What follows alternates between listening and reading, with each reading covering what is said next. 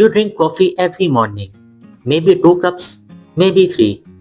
But what if almost everything you believe about caffeine is wrong and some of these myths could actually be affecting your health decisions? From dehydration fears to growth concern, the misinformation is everywhere. I am Dr. Yasir, and today we are debunking 5 dangerous caffeine myths. Let's separate fact from fiction. Number 1. Caffeine dehydrates you. Here is the truth. This myth comes from caffeine's mild diuretic effect.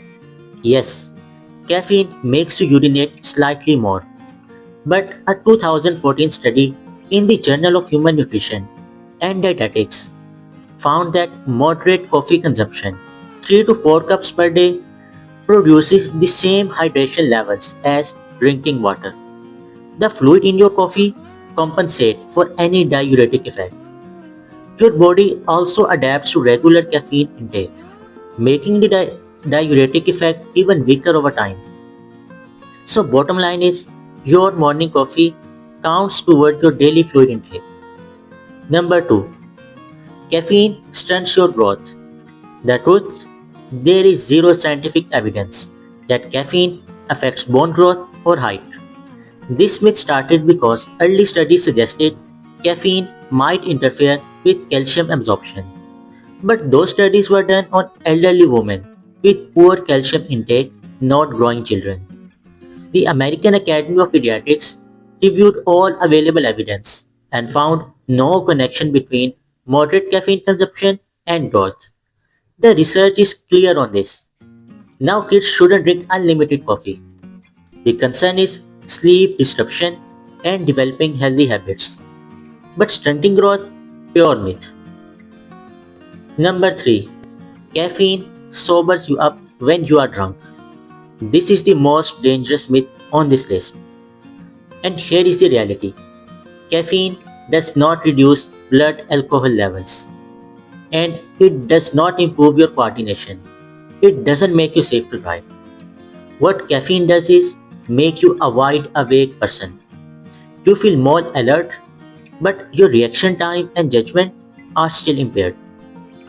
A study from Temple University found that people who mixed alcohol with caffeine felt less drunk, but their actual performance on coordination tests was just as bad.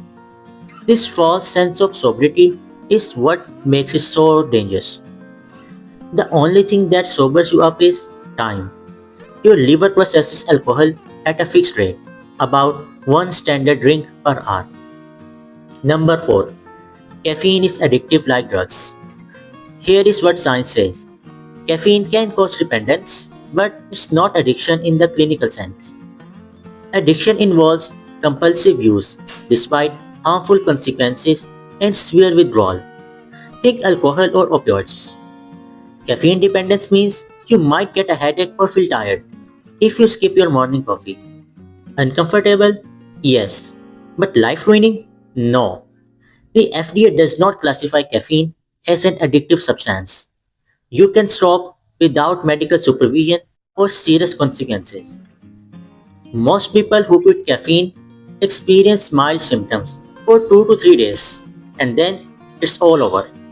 So, yes, your body adapts to caffeine, but calling it addiction is medically inaccurate.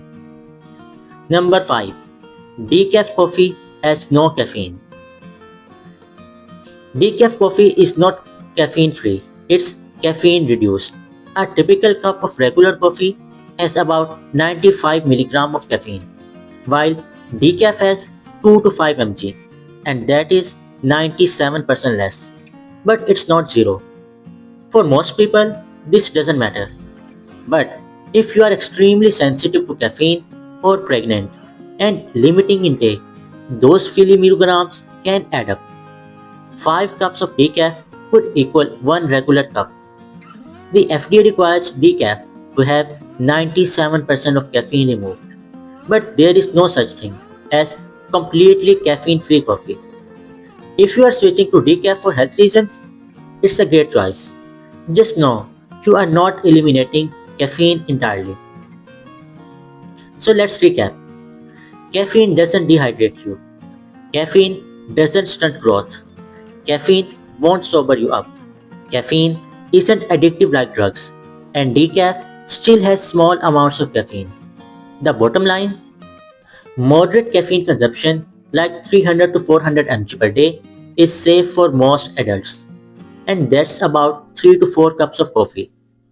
If you found this helpful, subscribe for more myth busting content. Which myth surprised you most? Let me know in the comments. Stay informed and stay healthy.